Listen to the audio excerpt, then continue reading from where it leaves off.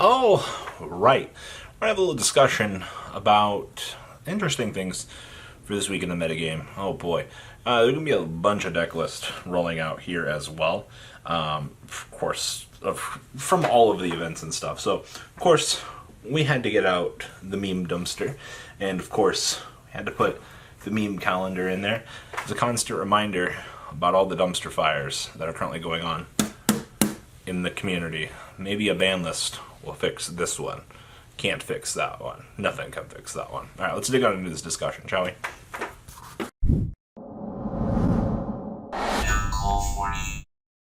Alright, so coming off the PPG this weekend, I'm going to talk about a few interesting things. Kind of caught my eye. Now, I didn't see these. It's just kind of what was talked about on the internet. So, first up, we have Zephyra. That's right. Zephyra decided to take advantage of the new Endymion engine, and I'm happy to actually see that this was doing a thing.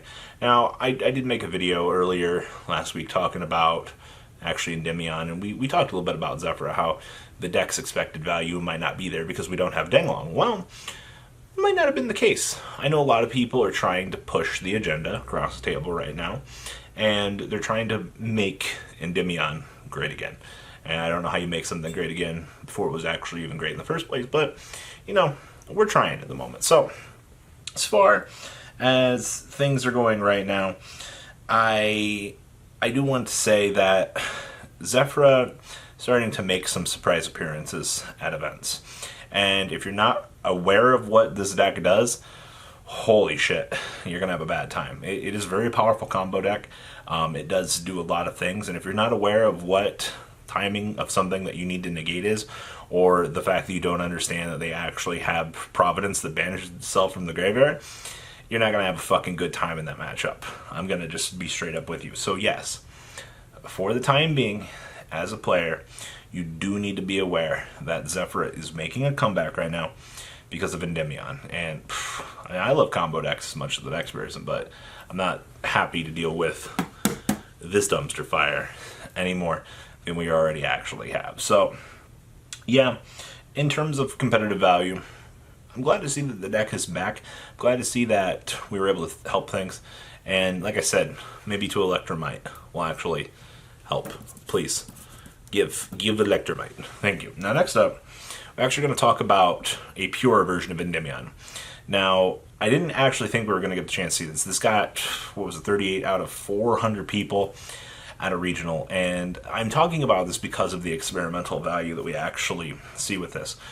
If players are actually trying to push a pure build of Endymion across instead of the hybrid Pendulum Magician and other builds, then that means that the whole Pendulum Magician community is pushing for things right now, which I like to see. That means that innovation is happening across the table. Now, strictly not related to Zephyra, but more of a pure build allows you to play more of like Spell Power Grasp, the new Spell Power Grasp, and you get to play more of the Endymion monsters, which a little bit more is not a bad thing in my opinion.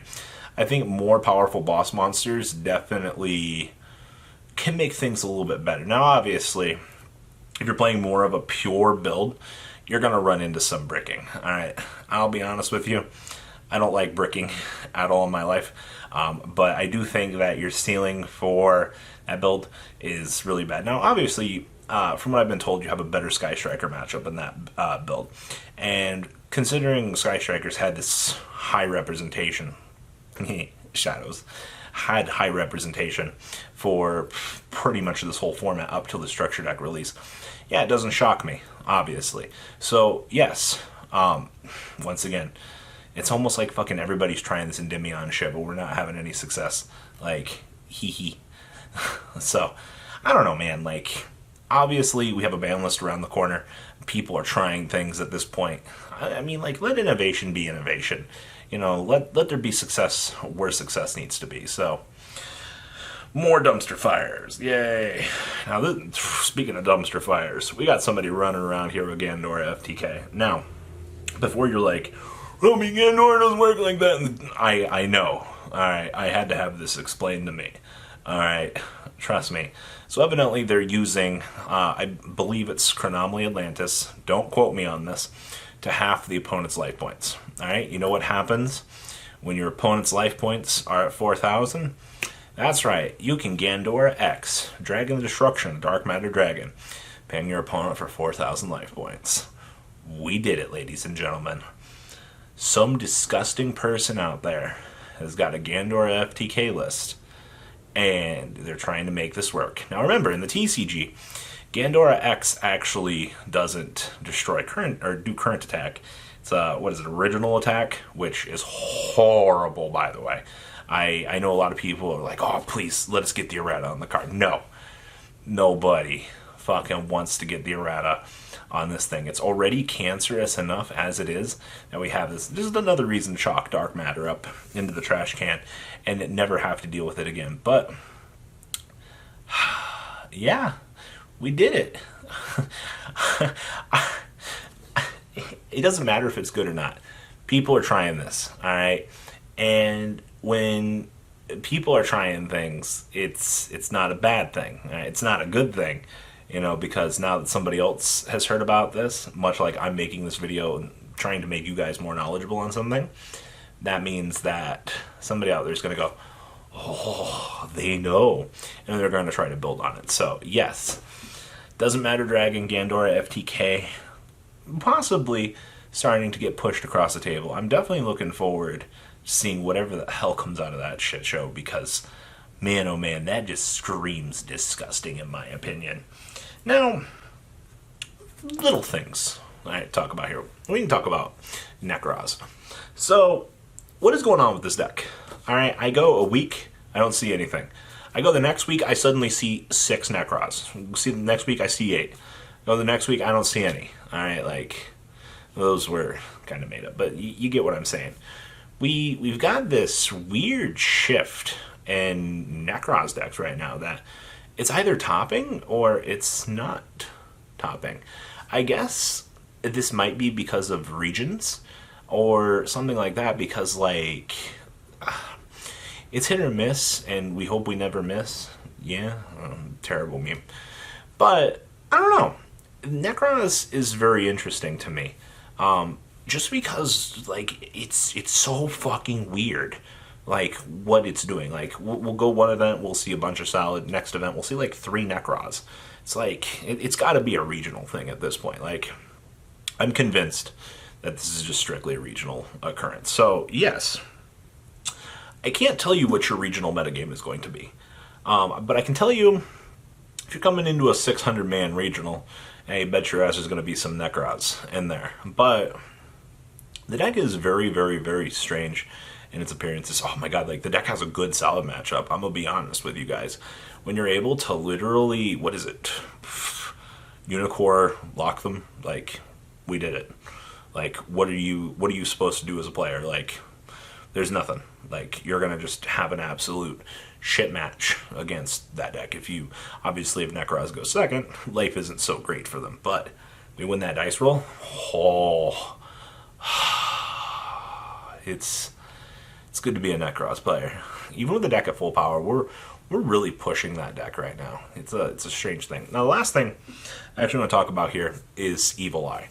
Now, this isn't a fantastic thing, but we've seen for the last couple weeks that this deck is good enough to make top 50 to regional. I know, right? Jokes aside. If this deck is constantly doing something, we have Manhunt right around the corner, then that means a couple things. One, the deck is pretty decent. I don't know why more people aren't playing it. I guess because you can't put Orcust in the deck, right? Like, it's not doing that great, but we don't have Manhunt yet. But pre-Manhunt, the deck is still kind of showing its ugly head. And I'm impressed, honestly. I do think, for the most part, that the deck is very good. I think the matchups that the deck actually has in the metagame aren't terrible. Evil Eye of Selene is a good card. Surziel is good. I actually wish the support that they gave them right out of the bat was a little bit better. Waka waka. Yeah. So, I mean, semantics aside, you know, there's only so much that you can give a deck before it becomes broken. Ah, the sun is eclipsing. It's so beautiful. Ah, sun, Robbie. So, yes, I do think that if you're going to play an event in the next week before the release of Dark Neostorm, yeah, there's really weird things happening right now with the Evil Eye in general.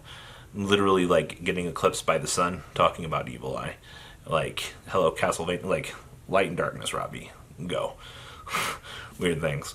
So, overall, I do want to say that Dumpster Fire, here, there's potential here. Alright, we get 2 Electromites on this next list. Bada bing, bada boom. You're going to see a lot more play on this. Gandora FTK, that's a fucking pipe dream, if I've ever heard it. Necrons? Evil Eye? Eh. What do you guys think? Please, leave a comment down below. Tell me what you guys think. Light or Darkness, my old friend. I miss Light and Darkness Dragon. Alright guys, peace out. The ride never, well, truly ends. Thank you, patrons. Without you guys, I don't know what I'd be wearing in these videos. I might be a truffle shuffle incident all over again. Guys, please also check out Vanquil40 for some awesome Vanguard content. Some other interesting stuff you might find up here on the left or in the description as well. Thanks for watching.